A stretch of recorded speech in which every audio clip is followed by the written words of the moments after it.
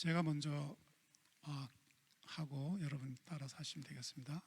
예수께서 사도들과 함께 잡수실 때에 그들에게 이렇게 분부하셨습니다.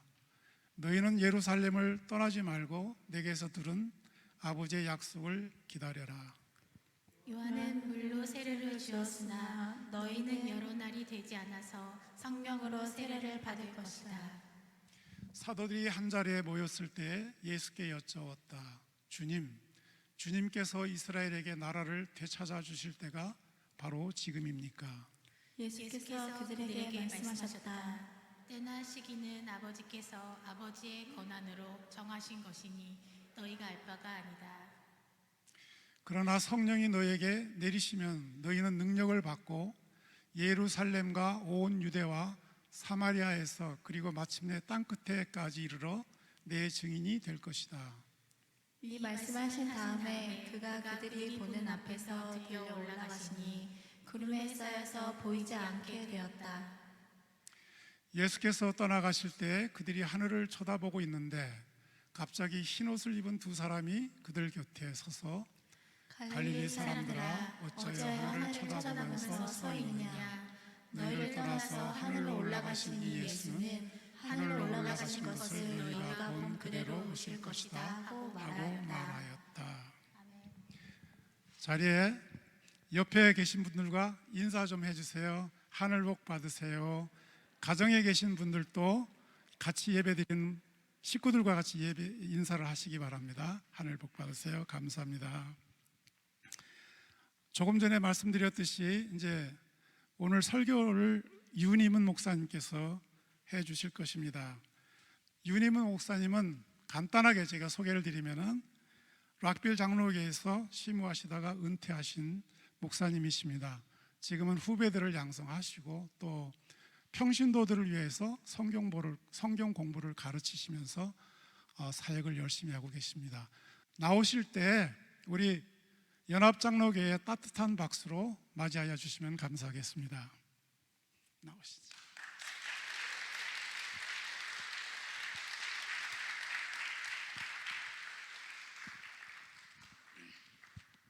네, 이렇게 말씀 안에서 여러분들 함께 만나게 되어서 반갑고 참 기쁨이나 우리 함께 기도하겠습니다.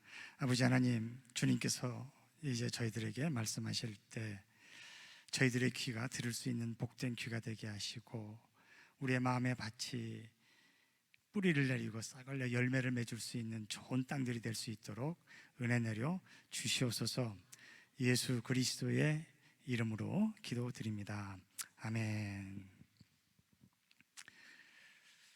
오늘 본문 말씀 사도행전 1장 바로 앞에 요한복음 21장이 있습니다.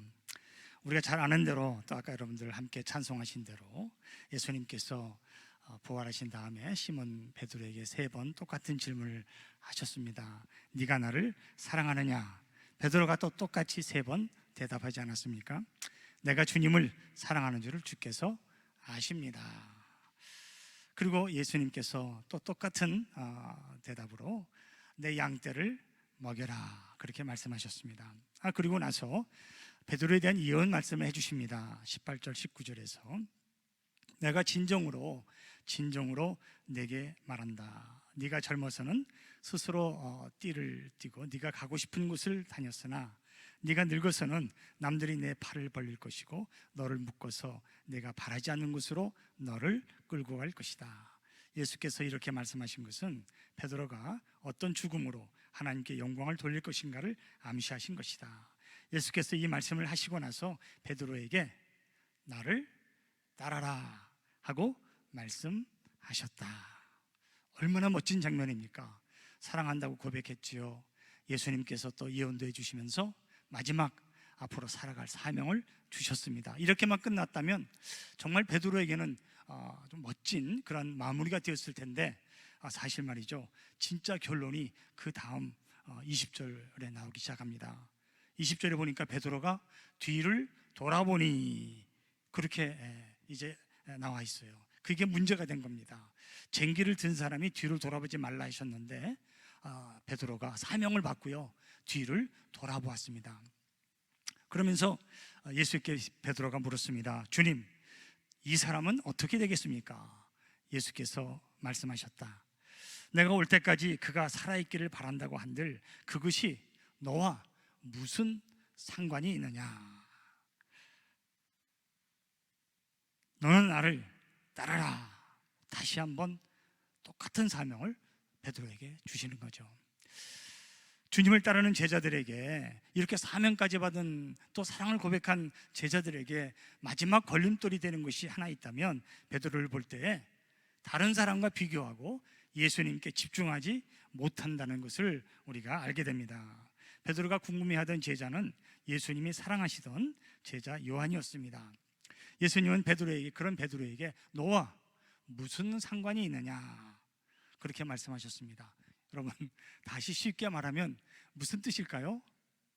우리가 요즘 흔히 말하는 것처럼 뭐라고 말합니까? 너나 잘해라 하는 그런 뜻입니다. 주님을 따르는 제자들에게 세상 사람을 돌아보면서, 옆에 있는 사람을 돌아보면서, 또 환경과 조건을 생각하면서 비교하고 절망하고 그리고 실망에 빠지는 거, 그럴 때 예수님께서 우리에게 주시는 대답은 내가 알 바가 아니고 상관할 바가 아니다라는 말씀을 주십니다. 우리가 말이죠, 입장료를 내고 들어가는 경기장이나 또 그 공연장에서 가장 비싼 자리가 어디일까요?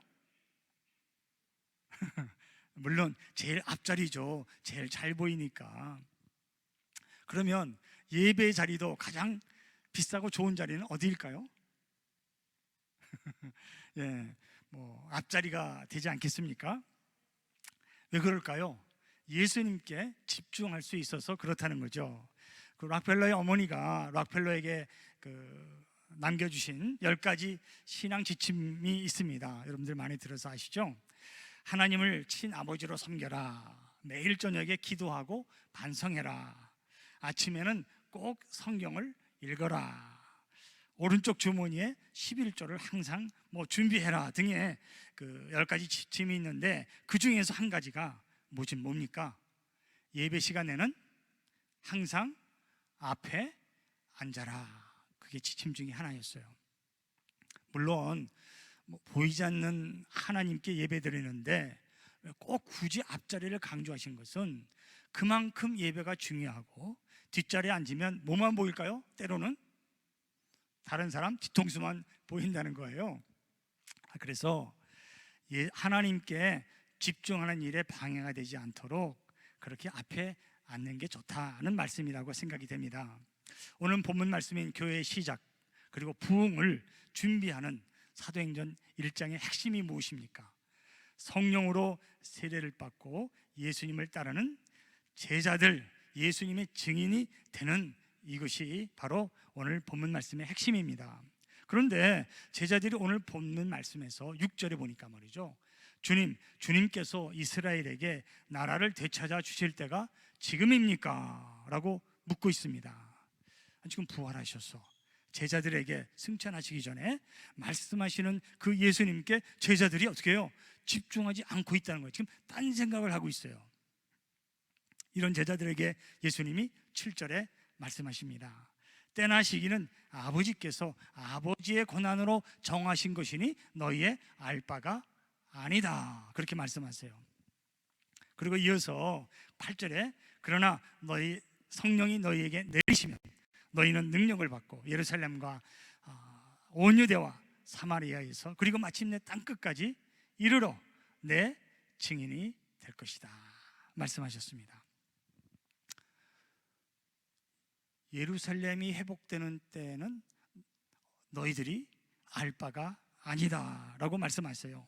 다시 말하면 아까 우리 요한복음 21장에서 우리가 말씀드린 것처럼 베드로에게 예수님이 말씀하신 것처럼 너와 무슨 상관이 있느냐라는 그런 말씀과 똑같은 그런 말씀이라고 생각이 됩니다. 다시 말하면 예수님께서는 베드로에게나 지금 오늘 본문 말씀에 있는 제자들에게나 너희는 나를 따라라, 내 증인이 되는 이 사명에만 집중해라 하는 것이 뭐예요? 그게 바로 하나님의 뜻이고 그리고 예수 그리스도의 간절한 마음이었다는 겁니다. 요즘처럼 이 코로나 바이러스 역병과 또 온갖 또 이 소문들과 그리고 산불과 그리고 혼란과 가난이 참 우리를 힘들게 하지 않습니까? 그러나 우리가 잊어서는 안 될 것이 있습니다. 예수님의 뜻은 우리가 예수님의 증인이 되는 일입니다. 지금 베드로는 자기를 앞으로 순교당할 것이라고 했는데 옆에 있는 그 사도 요한의 얘기를 들어보면 소문이 있는 거예요. 제자들 사이에 쟤는 예수님이 돌아오실 때까지 살아있을 거야 라는 그런 말이 자꾸 들리는데 그게 베드로에게는 마음에 걸리는 거예요. 나는 순교당하는데. 사랑하는 여러분, 예수님의 오늘 이 말씀을 기억합시다. 너희 알 바가 아니라 나만 따라라 하는 그런 예수님의 마음을 우리가 기억할 수 있기를 바랍니다. 사랑하는 여러분, 성령의 충만이 뭘까요? 예수님을 바라보고 집중하는 일인데 성령의 충만은 보이지 않는 예수님을 바라고 집중하는 것은 예수님의 증인이 되는 사람이 바로 예수님께 지금 집중하는 사람이라는 거예요. 지금 로마가 이스라엘 사람들을 끔찍하게 괴롭히고 있는데 이런 핍박이 언제 끝날지, 그래서 예수님을 따르고 싶어도 이런 핍박과 환경이 너무나 열악한데 따르는 일이 쉽지 않습니다. 먼저 이 나라를 회복시켜 주셔야 되겠습니다 라고 제자들이 말하죠. 그런 제자들에게 예수님께서는 뭐라고 말씀하세요? 너희의 알 바가 아니다. 예수님의 증인되는 일에만 집중해라. 사랑하는 여러분, 베드로가 말이죠, 풍랑이 있는 바다 위를 걸어가고 있을 때에 예수님을 바라보고 있으면 바다 위를 걸어가고 있는 자기를 잊고 있었어요. 그런데 갑자기 풍랑 때문에 걱정이 돼서 예수님께로부터 눈을 떼고 풍랑을 바라보다가 물에 빠지지 않게 되었습니까? 사랑하는 여러분, 이 세상이 아무리 힘들고 어려워도, 역병이 있어도요, 가난이 있어도, 힘들고 괴로워도, 옆에 사람이 자꾸 눈에 거슬려도 우리가 놓쳐서는 안 될 예수님의 명령, 그것은 예수님을 따르고 그리고 예수님의 증인이 되는 일입니다. 여러분 믿습니까? 요한복음의 마지막과 그래서 오늘 사도행전의 교회의 부흥과 그리고 교회가 시작되는 그 시작의 연결고리가 바로 뭐예요? 예수님께 집중하자는 것입니다. 디모데후서 4장 2절에 보면 그런 말씀이 있어요. 그대는 말씀을 선포하십시오. 기회가 좋든지 나쁘든지 꾸준하게 힘 쓰십시오. 할렐루야. 믿습니까? 기회가 좋든지 나쁘든지 역병이 돌든지 또 형편이 안 되든지 꾸준하게 말씀을 증거하는 증인되는 일에만 집중하자는 거죠. 세상 근심 염려에 눌리지 않기를 바랍니다. 옆에 사람과 비교하지 않기를 바랍니다. 이제 나는 내 할 일에 충성하고 나부터 잘 하자는 것입니다. 주님께 가까이 나아가고요, 주님께 붙어 있고 오직 예수님의 증인되는 일에 헌신하고 충성하면 되는 겁니다. 여러분, 그런 주님의 증인 되시는 일에 오늘 집중하는 헌신하시기를 주님의 이름으로 축복합니다. 2010년부터 유행되는 그런 말이 있었어요. 청년들 사이에 헬조선, 무슨 뜻입니까? 지옥이죠. 대한민국에서 살기가 지옥같이 힘들고 어렵다는 뜻이라고 말합니다. 그래서 연애, 결혼, 자녀를 갖는 것을 포기했다는 삼포세대. 사실은요, 그게 힘든 게 아니죠. 지금 역병이 얼마나 힘들고 어렵습니까?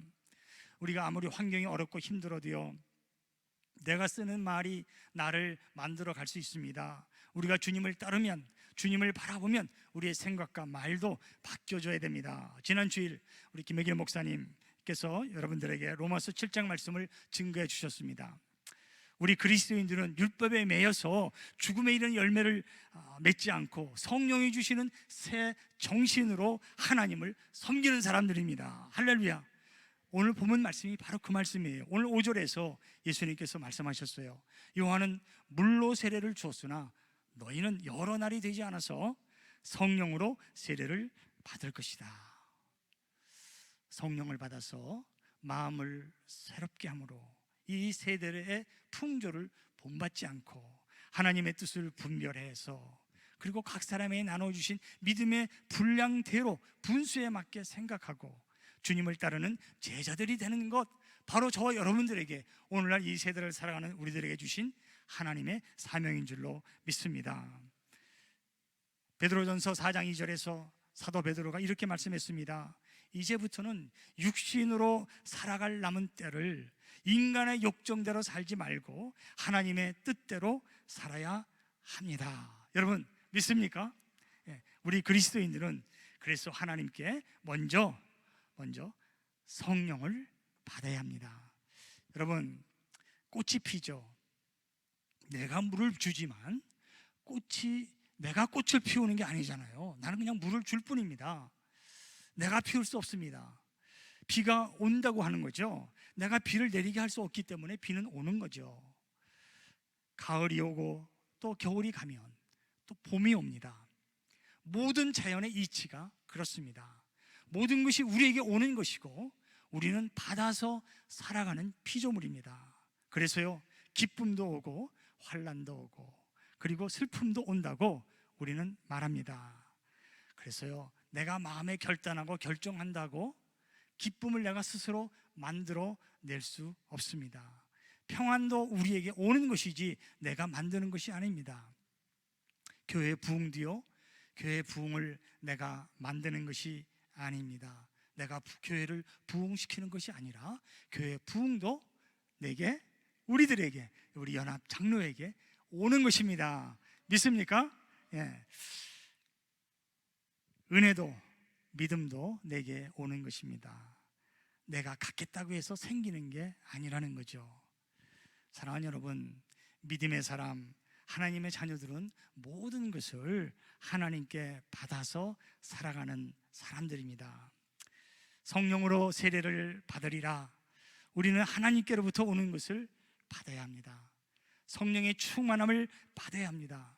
그렇지 않으면 내가 해보겠다고, 내가 하겠다고, 내가 해야 되는데 안 되니까 끊이지 않는 염려와 근심 때문에 지치고요, 힘들고 포기하게 됩니다. 그러므로 너희는 무엇보다 하나님의 나라와 하나님의 의를 구하라. 우리 주님께서 말씀하신 거죠. 바울이요, 고린도 전서 4장 7절에서 이렇게 말씀하셨습니다. 누가 그대를 별다르게 보아줍니까? 그대가 가지고 있는 것 가운데서 받아서 가지지 않은 것이 무엇이 있습니까? 모두가 받은 것이라면 왜 받지 않는 것처럼 자랑합니까? 그렇습니다. 공중의 참새도 하나님이 먹을 것을 주시고 들의 풀과 꽃도 하나님께서 입혀주십니다. 모든 것이 하나님이 주시는 것을 받아 살고 있습니다. 그래서 오늘 예수님께서 제자들에게 4절에서 너희는 예루살렘을 떠나지 말고 내게서 들은 아버지의 약속을 기다리라. 무엇을 하기 전에, 하겠다고 마음을 먹기 전에 무엇보다 여기서 기다리면서 약속하신 성령을 받아라, 기다려라. 하나님께 주권이 있고요, 하나님께 권한이 있는 그 주님께서 모든 것이 우리에게 주어진다는 거예요. 야고보서 1장 17절에서 우리가 잘 아는 말씀처럼 온갖 좋은 선물과 모든 완전한 은사는 위에서 빛들을 지으신 아버지께로부터 내려옵니다. 약속하셨습니다. 여러분 이 약속 믿으세요? 이렇게 받아서 사는 사람들이에요. 그래서 우리는 기대하고 또 기도하고 또 순종하면서 기다리면 우리 주님께서 성령을 받게 하시고 그 성령을 통하여 모든 것을 우리에게 좋은 것들을 아낌없이 부어주십니다. 그때 우리는 그것을 기적이다 그렇게 표현하죠. 누가복음 11장 13절에서 예수님께서 말씀하셨습니다. 너희가 악할지라도 너희 자녀에게 좋은 것들을 줄 알거든 하물며 하늘에 계신 너희 아버지께서 구하는 사람에게 성령을 주시지 않겠느냐. 할렐루야. 여러분 우리 연합장로교회 성도들 모두 주시는 이 성령을 충만하게 받으시기를 주님의 이름으로 축복합니다. 사랑하는 여러분, 교회는요 그래서 하나님의 약속을 믿고 기다리는 곳입니다. 위에서 빛들을 지으신 아버지께로부터 모든 좋은 선물과 온갖 모든 완전한 은사를 내려주신다 약속해 주셨습니다. 오늘 여기에서 여러분들 그런 온갖 좋은 선물과 완전한 모든 은사를 받으시는 그런 주님의 복된 백성들 되시기를 주님의 이름으로 축복합니다. 고린도후서 4장 7절에 보면 바울이요 이렇게 고백하고 있어요. 바울은 자기를 질그릇이다 그렇게 고백합니다. 우리는 이 보물을 질그릇에 간직하고 있습니다. 이 엄청난 능력은 하나님에게서 나는 것이지 우리에게서 나는 것이 아닙니다. 사랑하는 우리 형제 자매 여러분, 주님께 이렇게 복받는 질그릇이 되시기를 간절히 소원합니다. 그리스도인들은요, 하나님께 받는 그릇들이라는 거예요. 그래서 사도행전 9장 15절에 보니까 이렇게 말씀해요. 주님께서 그에게 말씀하셨다. 바울이죠. 가거라. 그는 내 이름을 이방 사람들과 임금들과 이스라엘 자손들 앞에 가지고 갈 내가 택한 내 그릇이다. 할렐루야. 하나님께서 내가 택한 내 그릇이다. 사랑하는 여러분, 여러분들은 주님께서 택하신 주님의 그릇인 것을 여러분들 믿으십니까? 할렐루야. 아멘. 오늘 가정에서 예배드리는 여러 성도님들, 우리 모두가 다 하나님께 택함받은 그릇들이라는 것을 잊지 마시기 바랍니다. 사랑하는 여러분, 우리는 보배로운 능력을 담는 주님께서 택하신 주님의 그릇인데, 그릇은 어떻게 해야 됩니까? 더러운 것은 더러운 그릇에 담습니다. 개밥을 깨끗한 그릇에 담지 않습니다. 하나님의 보배로운 능력을 담아야 될 우리들 그릇은 먼저 깨끗해야 됩니다. 늘 회개하고 주님 앞에 성령의 씻김을 받을 수 있는 내 영을 정직하게 하소서 기도하는 백성들 되어야 됩니다. 물론 그릇도 깨끗해야 되지만 그릇이 어떻게 해야 됩니까? 작은 그릇 가져가야 됩니까? 아니죠. 그릇은 클수록 좋아요. 크면 클수록 많이 받을 수 있어요. 여러분, 믿음의 큰 그릇이 되는 여러분들 되시기를 주님의 이름으로 축복합니다. 근데요, 아무리 깨끗하고 아무리 그릇이 커도 그릇이 어떻게 됩니까? 엎어져 있으면 받을 수 있어요, 없어요? 안 되잖아요. 그릇은 제자리에 하나님을 향해서, 하늘을 향하여 우리 팔을 벌리듯이, 우리 가슴이 열려있듯이 그 그릇이 열려 있어야 깨끗한 그릇, 큰 그릇, 주님께 향한 그 그릇은 마음껏 위에서 부어주시는 온갖 좋은 선물과 완전한 은사들을 다 받게 될 줄로 믿습니다. 믿으시기를 바랍니다. 사랑하는 형제자매 여러분, 하나님의 거룩하심 닮아서 이렇게 깨끗한 그릇, 또 이웃을 향한 넓은 마음으로 큰 믿음의 그릇이 되어서 기적들을 맛보시기를 주님의 이름으로 축복합니다. 오늘 예수님께서 땅끝까지 가서 내 증인이 되라 말씀하셨어요. 성령이 너에게 내리시면 너희는 능력을 받고 예루살렘과 온 유대와 사마리아에서 그리고 마침내 땅끝까지 이르러 내 증인이 될 것이다. 여러분, 땅끝, 그러니까 참 멀게만 느껴지지 않습니까? 그런데요, 복음을 들고 계속해서 전진해 가다 보면 어떻게 됩니까? 전진하고 또 전진해 가다 보면 지구는 둥글어서요, 어떻게 될까요?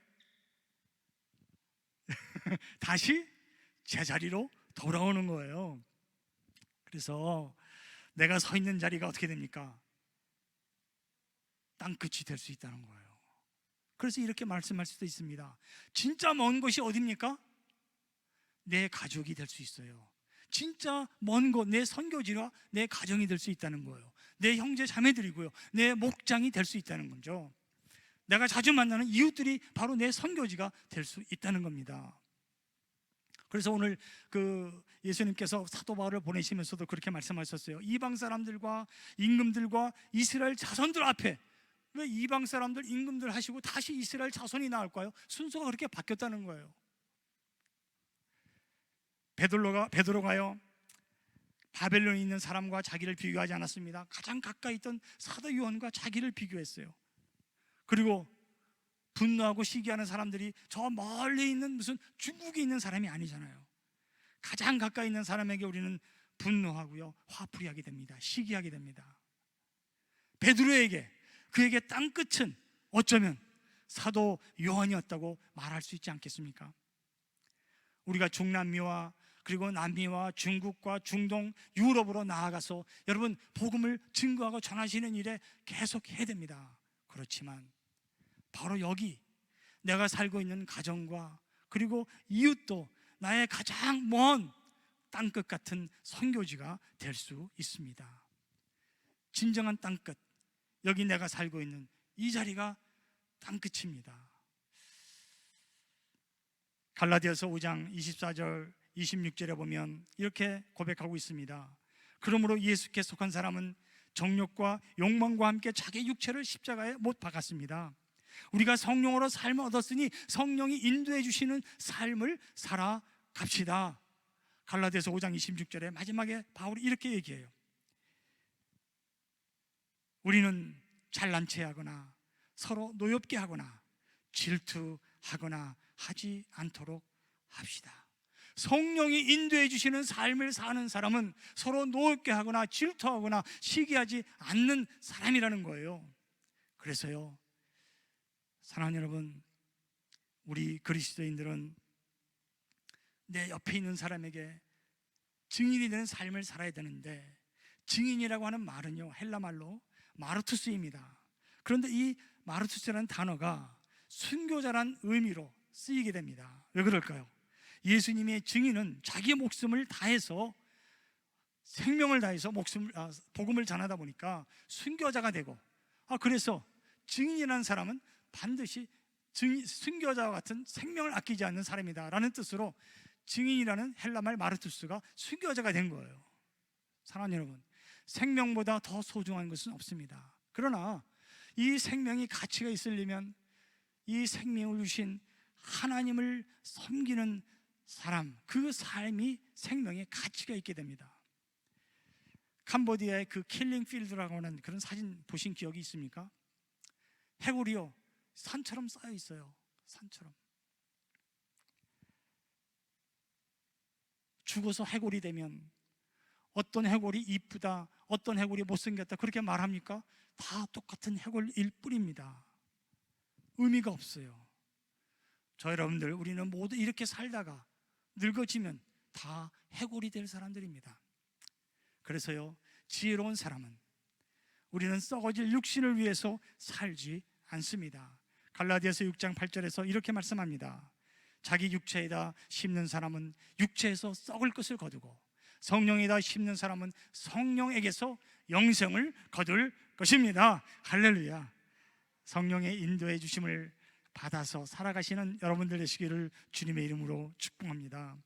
인생을 엄마 뱃속에서 시작해서 태아다, 영아, 그 다음에 유아, 어린이, 청소년, 청년, 장년, 중년, 노년, 이렇게 우리가 사는 거를 말하지 않습니까? 나이가 들어가면 자연히 노인이라고 그렇게 부르게 됩니다. 노인은 나이만 먹으면 저절로 되는 거죠. 그런데 우리가 말하는 것처럼 나이가 곱게 들어야지, 그렇지 않으면 주변 사람들을 괴롭히게 됩니다. 추해지고 고집불통에 아집만 들어가는 이기주의자가 될 수 있다는 거죠. 그래서 그런 노인들을 우리가 뭐라고 불러요? 영감탱이, 그렇게 부르잖아요. 어떻게 우리가 나이를 곱게 먹을까요? 우리가 나이가 들었지만 그 노인이 무시를 당하면 영감탱이가 됩니다. 그러나 예수님의 증인으로 살면 어른 대접을 받게 되는 거예요. 어른이요, 나이만 든다고 어른이 되는 게 아닙니다. 인정해 주지 않습니다. 예수님의 증인이 되어서 매일 죽는 사람이 어른입니다. 날마다 죽는 훈련을 합니다. 날마다 자기를 죽이는 사람은 어른이 되어갑니다. 이웃을 먼저 배려하고 마음을 열고, 그리고 희생하는 사람이 죽는 사람이고 그 사람이 어른입니다. 고린도전서 3장 1절에서 육에 속한 사람을 얘기하면서 그리스도 안에서 어린아이 같은 사람에게 말하듯이 너희는 그리스도 안에 있지만 아직도 어린아이다, 그렇게 말하지 않았습니까? 그래서 바울은요, 그런 사람이 되지 않기 위해서 고린도전서 15장 31절에서 이렇게 고백합니다. 형제 자매 여러분, 나는 감히 단언합니다. 나는 날마다 죽습니다. 선언했어요. 나는 죽습니다. 여러분, 우리도 그렇게 선언하는 하나님의 증인들 되시기를, 어른들 되시기를 주님의 이름으로 축복합니다. 그러니까 나이가 젊어도요, 죽을 줄 아는 사람, 그 사람이 어른이에요. 나이는 들었는데 영감탱이나 전늙은이라는 그런 소리 대신에 우리 모두가 다 어른이라고 서로 인정해 줄 수 있는 그런 예수님의 증인의 삶, 날마다 죽는 삶을 우리가 실천할 수 있기를 주님의 이름으로 축복합니다. 그래서 고린도후서 4장 11절 말씀에 이렇게 고백하죠. 우리는 살아있으나 예수로 말미암아 늘 몸을 죽음에 내어 맡깁니다. 그것은 예수의 생명도 또한 우리의 죽을 육신에 나타나게 하기 위함입니다. 이 썩을 육신은 나의 정욕과 그 욕정과 함께 십자가에 못 박았습니다. 믿음이 큰 어른, 날마다 주님을 위하여 날마다 죽는 증인의 삶을 사는 사람들 아니겠습니까? 날마다 죽으면서 내 안에 사시는 예수님을 드러내고 예수님을 아는 냄새를 풍기는 그런 향기가 되어서 예수님을 증거하는 사람이 예수님의 증인이요, 보이지 않는 하나님께 지금 집중하고 있는 그런 증인의 사람입니다. 사슴이 시냇물 바닥에서 물을 찾아 헐떡이듯이 주님을 찾고 주님께 붙어있는 그런 포도나무의 가지처럼 주님을 사모하면서, 그리고 주님의 약속의 말씀을 믿고 기다리며 기도하는 그런 성도들 다 되시기를 주님의 이름으로 축복합니다. 사랑하는 형제 자매 여러분, 하나님 앞에 서 있는 인생, 주님께 보배로 능력을 받고 있는 질그릇으로 사는 사람입니다. 하나님께 넘치게 받으셔서 성령이 주시는 그 새 정신으로 하나님께 집중하는 사람, 예수 그리스도의 증인의 삶을 사는 사람 되시기를 주님의 이름으로 축복합니다. 주위 환경이 어떠하듯이, 내가 어떤 형편에 처해 있든지 하나님께 집중하는 사람, 예수님께 집중하는 사람은 예수님의 복음의 증인으로 사는 사람, 내가 날마다 죽을 수 있는 사람, 그래서 내 안에서 그리스도의 생명이 열매를 맺게 하는, 그래서 이웃들도 그 예수님께 함께 나아올 수 있게 하는, 하나님의 나라가 이 땅에 세워지게 하는 하나님의 증인으로 사는 삶을 말합니다. 이웃들에게 내가 먼저 죽고 예수님이 살아계시는 증인의 삶을 살아가시기를 간절히 소원합니다. 오늘도 가정에서 예배드리는 우리 성도들과 형제 자매님들, 바로 지금 옆에 있는 내 남편과 아내가 누가 되겠습니까? 내가 증인으로 살아야 될 사람들입니다. 그래서 제일 가까이 있는 사람들에게 어떻게 해야 되죠? 잘하세요. 가까이 있는 사람들에게 증인으로 인정받으시는 주님의 복된 사람들 되시기를 주님의 이름으로 축복합니다. 그래서 옆에 있는 분들에게 말씀하세요. 당신은 내 땅끝입니다. 당신은 내 땅끝입니다. 여기가 땅끝입니다. 여러분, 그래서 오늘도 우리 주위에 있는 사람들, 이 옆방 가운데에서도요, 아무리 힘들어도 예수님께 집중하고 주님께 집중하면서 증인으로 사는 삶에 소홀히 하지 않는 백성들, 하나님이요 모든 것을 넘치게, 하나님의 나라와 의를 먼저 구하는 백성들에게 필요한 모든 것을 풍성하게 넘치게 채워주실 줄로 믿습니다. 보배로운 큰 하나님의 힘과 능력을 담아서 승리하시는 여러분들 되시기를 주님의 이름으로 축복합니다. 우리 함께 일어나서 나의 참 친구, 예수보다 더 좋은 친구 없네, 우리 찬송하시면서 우리 결단하는 시간 우리 갖도록 하겠습니다. 예수보다 더 좋은 친구 없네, 나의 참 좋은 친구.